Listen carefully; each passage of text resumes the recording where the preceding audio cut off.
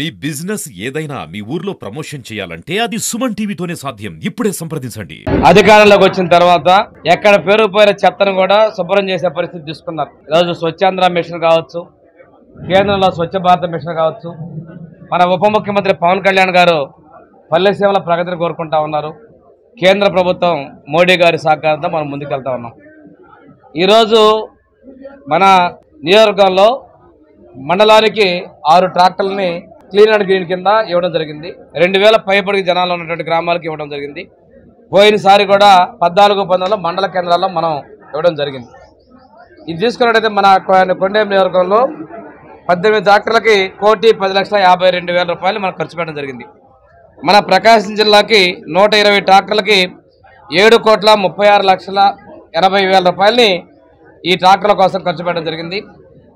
రాష్ట్ర వ్యాప్తంగా కూడా మన ప్రభుత్వం వచ్చిన తర్వాత మొత్తం 1,297 ట్రాక్టర్లని 903 ట్రాక్టర్లని 55,44,42,000 రూపాయలకి కొనుగోలు చేయడం జరిగింది. ఇవి కాకుండా ఇంకా ఒక 1,297 ట్రాక్టర్లు కొనుగోలు చేసేటువంటి ఆలోచనలో ప్రభుత్వం ఉంది. అంటే ఒక్కసారి గమనించుకోండి, పల్లెల్లో ఉన్నటువంటి చెత్తను తొలగించేదానికి కూడా మా ప్రభుత్వం ఎంత శుభ్రం చేస్తుంది. పల్లె సీమలు శుభ్రంగా ఉండాలి అనే ఉద్దేశంతో ముందుకెళ్తున్నాం. ప్రతి నెల 3వ శనివారాన్ని స్వర్ణాంధ్ర స్వచ్ఛాంధ్ర విజన్తో ముందుకు తీసుకెళ్తున్నాం. అంటే గతంలో ఏమైపోయినాయి అనేది నేను ఒక్కటే ప్రశ్నించేది, ఎప్పుడు మాట్లాడినా కానీ ఎందుకు చేయలేకపోయారు. ఈరోజు ఇవన్నీ మేము చేస్తున్నాం. ఈరోజు చూడండి, ప్రతి గ్రామంలో ప్రతి మండలం నుంచి కూడా సర్పంచులు, అదేవిధంగా సెక్రటరీస్. ఇంకో విషయం ఏంటంటే చాలామంది సర్పంచులు అవతల పార్టీల వాళ్ళే.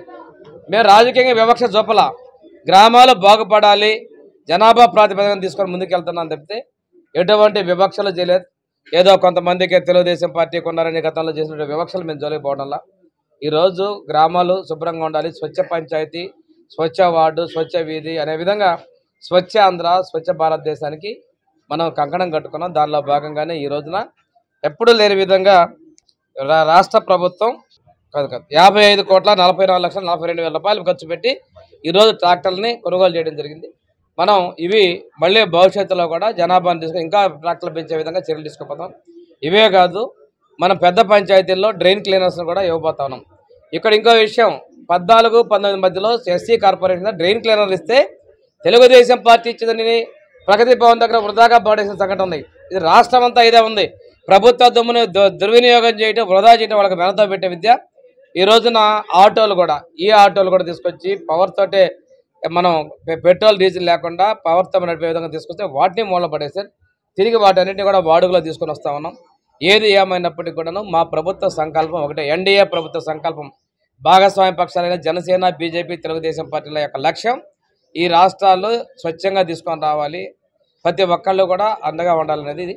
రెండోది, పేదరికం లేని సమాజంలో భాగంగా రేపు 30వ తారీఖున ఉగాది పండుగ రోజు మన ముఖ్యమంత్రి గారు విజన్ 47లో పూర్ టు రీచ్ కార్యక్రమాన్ని కూడా, P4 కార్యక్రమాన్ని కూడా తీసుకొని వచ్చేటువంటి పరిస్థితిని సంకల్పం నాంది పలుకుతున్నారు.